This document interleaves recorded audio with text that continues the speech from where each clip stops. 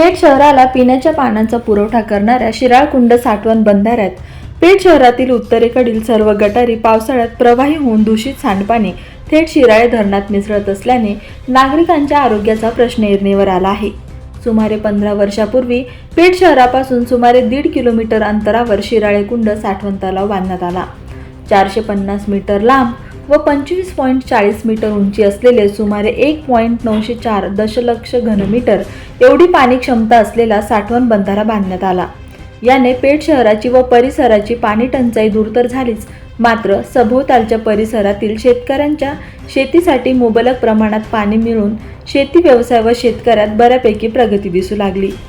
शहरातील लोकसंख्या सध्या 10,000च्या आसपास असून संपूर्ण पेठ शहराला पिण्याच्या पाण्याचा पुरवठा करणाऱ्या या मुख्य स्रोतात मात्र पावसाळ्यात पेठ शहरातील 6 लहान मोठ्या ओहळाचे व गटारींचे सांडपाणी हे थेट शिराळे साठवण तलावात जात असून या समस्येवर आजपर्यंत कोणतीही उपाययोजना करण्यात आलेली नाही।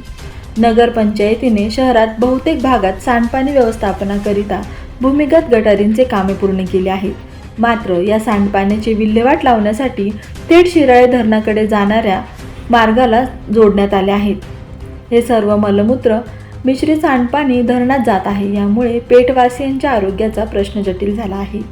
या सांडपाण्याच्या गटारीत बहुतांश नागरिकांनी आपल्या शौचालयाचे ओव्हरफ्लोचे पाईप व बाथरूमचे पाईप सोडलेले आहेत, तरी सदरील अत्यंत जिव्हाळ्याच्या व आरोग्याच्या दृष्टीने रोगराई पसरवणारे दूषित पाणी या धरणात न मिसळता धरणाच्या बाजूने काहीतरी उपाययोजना करून रोखण्याचा माफक आशा जनतेकडून व्यक्त होत आहे।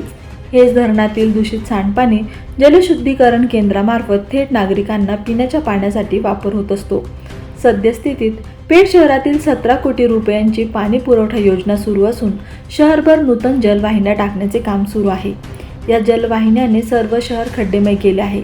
एवढ्या मोठ्या प्रमाणात पाणी पुरवठा योजनेवर खर्च होत असला तरी पिण्याच्या पाण्याच्या धरणात दरवर्षी पावसाळ्यात मिसळणाऱ्या या दूषित सांडपाण्याबाबत कोणतीही उपाययोजना आखली जात नसल्याने नागरिकांतून खंत व्यक्त केली जात आहे।